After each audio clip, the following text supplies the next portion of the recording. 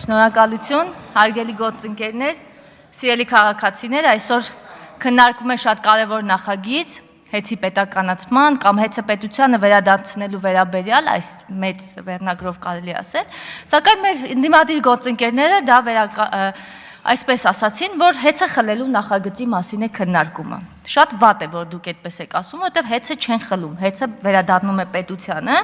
եւ այդ ընթացքում սկսվեցին նաեւ մեղադրանքներ հանրային ծառայությունների կարգավորող հանձնաժողովի վերաբերյալ։ Այո, հանրային ծառայությունների կարգավորող հանձնաժողովը հաստատ լավ չի աշխատել եւ եղել են շատ ու շատ խնդիրներ, որոնք մենք բացաձայնել ենք։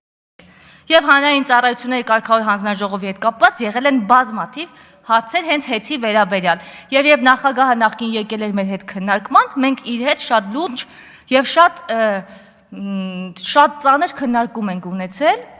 եւ այդ քննարկումից հետո տեղի ունեցան այն հայտնի դեպքերը եւ մենք ունեցանք նոր հանրային ծառայությունների կարգավորող հանձնաժողովի ղեկավար։ Ասում եք բողոքներ չկան, ժողովուրդը անընդհատ բողոքում է։ Ասում եք էլեկտրաէներգիայի գինը թանկանալու է, Տիկին Խամոյան։ Տիկին Խամոյան, ես չգիտեմ դուք ձեզ ինչի բախտագուշակի տեղ եք դրել, բայց դուք այսօր այստեղից չեք կարող ասել 100%-ով, որ էլեկտրաէներգիայի գինը թանկանալու է, որակը վատանալու է։ Հենց հիմա էլեկտրաէներգիայի որակը այդքան էլ լավ չի։ Եվ երբ որ մի հատ ուժեղ քամի ա լինում եւ քեզ թվում է, որ էլեկտրասյուները գլխի տանգնելու, մի հատ գնացեք բաներում, մազերում մի հատ պտտվեք, տեսեք էլեկտրասյուների վիճակը ոնց է։ Ուր են այդ ներդրումները, որ Սամվել Կարապետյանը, Կարեն Կարապետյանը տենց արել են։ Ուր են այդ ներդրումները։ Էլեկտրաէներգիայի հետ կապված այդ ներդրումները որտեղ են։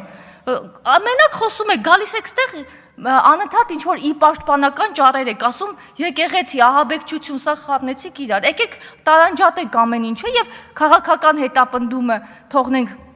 մի այլ տեղ եւ հեծի պետականացման վերաբերյալ այս նախագիծը թողնենք այնտեղ, որտեղ որ կա։ Շնորհակալություն։ Վլադիմիր Վարդանյան։